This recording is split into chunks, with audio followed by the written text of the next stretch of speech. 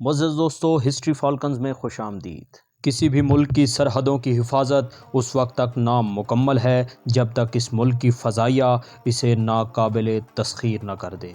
ہم آج کی اس ویڈیو میں پاک فضائیہ کے ناقابل فراموش دفاع کی داستان سنائیں گے۔ پاکستان کو بنے محض 12 سال کا مختصر عرصہ ہی گزرا تھا کہ 10 اپریل 1959 کو پاکستان میں عید الفطر کے تہوار کی تعطیل تھی۔ اس موقع کا فائدہ اٹھاتے ہوئے بھارتی فضائیہ کے اسکواڈرن 106 کا انگریزی الیکٹرک کیمرہ PR-57 تصویری بازیافت کے مشن پر پاکستانی فضائی حدود میں داخل ہوا اور ساتھ ہی نوزائیدہ ملک کی نوزائیدہ ایئر فورس کے کاندھوں پر وطن کے دفاع کی براہ راست ذمہ داری بھی آن پڑی۔ عید الفطر کی وجہ سے پاک فضائیہ کے افسران سمیت دیگر عملہ چھٹی پر تھا اور گنتی کے چند نوعمر غیر شادی شدہ کمسن افسران پاک فضائیہ کی کمان سنبھالے ہوئے تھے۔ شاہینوں کے شہر سرگودھا کی مصعب ایئر بیس سے اسکریمبلڈ کی آوازیں گونجنے لگیں۔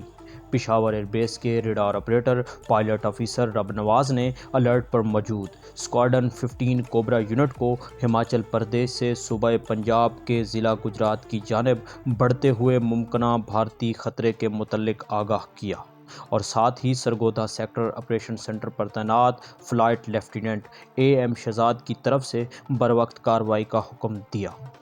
کارروائی کا حکم ملتے ہی formation leader flight lieutenant Nasir Butt اور سیکنڈ پائلٹ کی حیثیت سے تعینات فلائٹ لیفٹیننٹ محمد یونس نے اپنے سیبر طیاروں کے ذریعے پشاور سے گجرات کی جانب اڑان بھری اور لمحوں میں اپنے ریڈار آپریٹر سے ملنے والے ویکٹر 150 ڈگری سمت میں گجرات کی فضاؤں میں دشمن کو ڈھونڈنے لگے۔ بھارتی طیارہ زیادہ بلندی پر ہونے کی وجہ سے پاکستانی سیبر طیاروں کی ویژول رینج یعنی حد نگاہ سے پرے تھا۔ ریڈار آپریٹر رب نواز، جو جنگ عظیم دوم کے دور کا ایک ریڈار سیٹ آپریٹ کر رہے تھے، اپنے ریڈار پر اونچائی تلاش کرنے کی عدم سہولیات کی وجہ سے وہ اپنے پائلٹس کی مدد نہیں کر پا رہے تھے۔ بالآخر کچھ ہی دیر میں ریڈار آپریٹر رب نواز انتہائی مہارت کے ساتھ اپنے پائلٹس کو بھارتی طیارے کی درست لوکیشن بتانے میں کامیاب ہو گئے۔ پائلٹس بھارتی طیارے کے تعاقب میں مزید بلند ہوتے گئے اور 41,000 فیٹ کی بلندی پر جاسوس طیارے کی شناخت PR-57 کیمرہ کی صورت میں ہو چکی تھی، جو 50,000 فیٹ کی بلندی پر گجرات سے شمال کی جانب بڑھ رہا تھا۔ دوستو، یہ کیمرہ PR-57 فرسٹ جنریشن برطانوی ساختہ ایک بمبار طیارہ تھا جسے اس دور میں زیادہ بلندی پر رہتے ہوئے کسی بھی ملک کی فوجی نقل و حرکت سمیت دیگر جاسوسی کے مقاصد کے لیے استعمال کیا جاتا تھا۔ پائلٹس اپنے فیول ٹینکس گراتے ہوئے مزید بلند ہوئے اور ریڈار آپریٹر سے بھارتی طیارے کو شوٹ ڈاؤن کی اجازت مانگنے لگے۔ ریڈار آپریٹر رب نواز نے فلائٹ لیفٹیننٹ AM شہزاد کو قائل کرتے ہوئے بتایا کہ مزید تاخیر کی صورت میں شکار ہاتھ سے نکل سکتا ہے۔ فلائٹ لیفٹیننٹ AM شہزاد نے فوراً شوٹ ڈاؤن کی اجازت دی۔ اجازت ملتے ہی فارمیشن لیڈر فلائٹ لیفٹیننٹ محمد نصیر بے صبری سے بھارتی طیارے پر اپنی سیبر مشین گن سے گولیاں برسانے لگے۔ خوش قسمتی سے بھارتی طیارہ زیادہ بلندی پر ہونے کی وجہ سے ابھی بھی ان کی آپریشنل رینج سے باہر تھا۔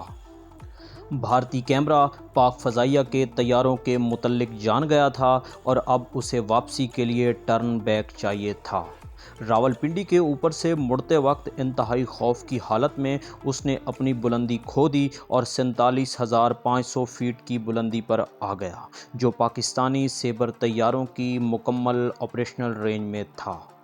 سیکنڈ پائلٹ محمد یونس، جو ٹریگر پر ہاتھ رکھے مسلسل بھارتی طیارے کے تعاقب میں تھے، موقع پاتے ہی اپنی سیبر مشین گن سے بھارتی کیمرہ کے دائیں انجن پر گولیاں برساتے چلے گئے۔ روات کے قریب بھارتی طیارہ زمین بوس ہو چکا تھا اور اس میں موجود افسران کو بھی حراست میں لے لیا گیا تھا، جنہیں کچھ دن پوچھ گچھ کے بعد بھارتی حکام کے حوالے کر دیا گیا۔ کسی بھی بین الاقوامی دشمن کے خلاف پاک فضائیہ کی یہ پہلی فتح تھی۔